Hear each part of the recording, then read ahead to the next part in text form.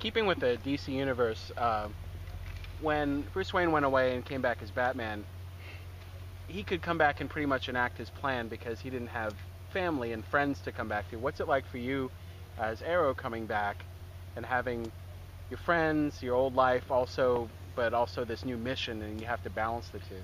That's been the biggest problem for Oliver so far, is, and we discuss it almost immediately after the pilot. I mean, you see it. You see his trouble with Thea in the pilot, and you see potential trouble with his mother, and certainly Walter being his father's CFO and now being his stepfather is an interesting transition. But the biggest problem for Oliver so far hasn't been any bad guys necessarily. It's been his relationship with Thea and Moira and Laurel to a lesser extent, but specifically with his immediate family. That's been a big problem for him, and he can't, going into episode 8, he can't continue. Something is going to have to shift, whether it's bringing them closer, whether it's giving up what he's doing. Something has to change, because the way things are going right now, it's deteriorating the relationships with his family. Arrow also doesn't have any specific code or qualms against killing. What's that been like for you, playing, a more ruthless vigilante type hero? Well, he bends towards justice, and he just understands that along the way there can be collateral damage. I read a couple of, there was a Deadline article that said, CW superhero targets the rich demographic, and thus I'm a liberal. No, it said liberal. I think it said liberal superhero. I remember reading the headline, and going, really? It was out of the TCAs. The idea that he's going after the rich is a big misnomer. He's going after people that are not being responsible with power. A lot of times that's wealth and power. More often than not, we're dealing with wealthy people. But the idea that he's simply targeting someone because of their bank statement is false. But he's not afraid to go dark, and he shoots to kill even in the pilot. So is there a line for you as an actor where he's no longer sympathetic and he's maybe more of an anti-hero? See, he's a fan of wrestling growing up, and a fan of wrestling heels growing up. Yes. I'm actually kind of hoping that it pushes in that direction. Okay. I've said it a couple of times that I don't need everyone to agree with Oliver's tactics, but as long as you respect his overall goal. How he's going to get there, he has to get his hands dirty a little bit, and I always felt like that's where a character really resonates with people. Whether that's in a positive way or a negative way solely depends on the viewer, but this to me is not a popularity contest.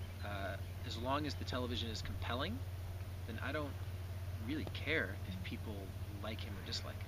But you personally don't have a line for if he crosses this, I'll have trouble with it. You mean me as an actor? Yeah.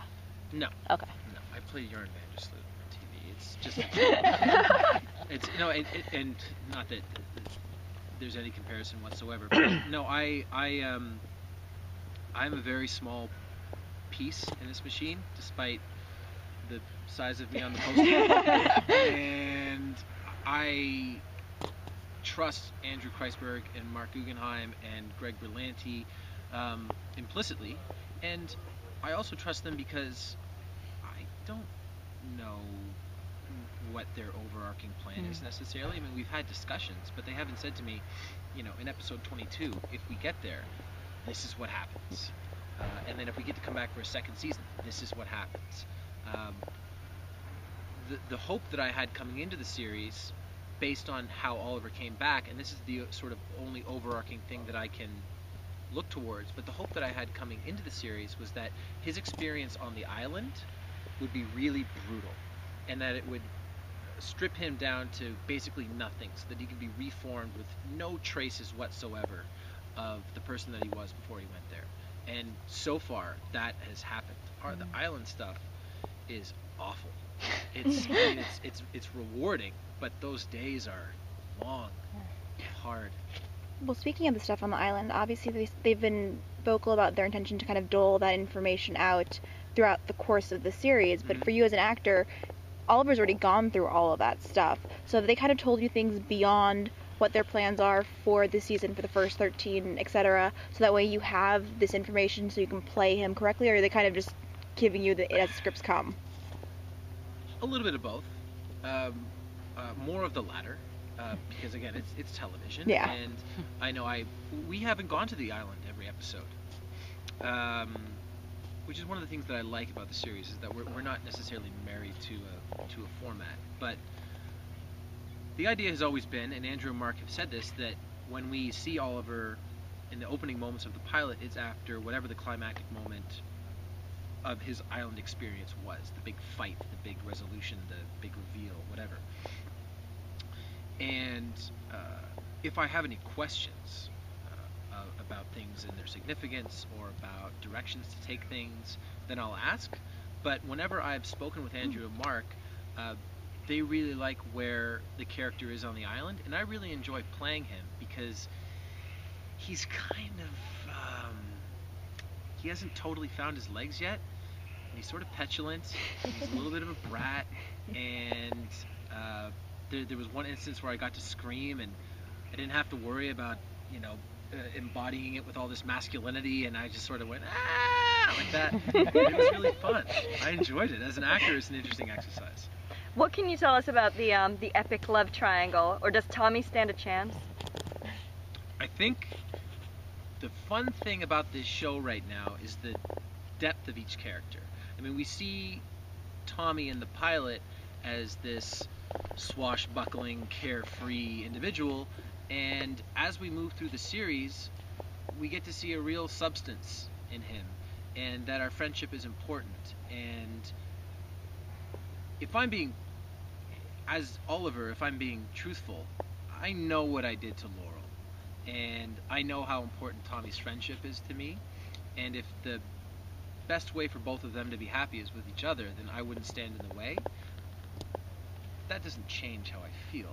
So that is all the makings of a really good love triangle. And I mean, if we can get an eighth of the way towards Dylan, Kelly, and Brandon, Both. then we're in. Oh, that's right. It did go both. It did Yeah. go both ways. Then that's a good thing. Actually, after we finished filming the pilot and after it had been picked up, Peter Roth from Warner Brothers had some people to his home to have a nice dinner, and we screened a movie, and I was going through his office, and my favorite thing was a big cast photo with a huge cake from the 200th episode of 90210. Nice. 200 episodes.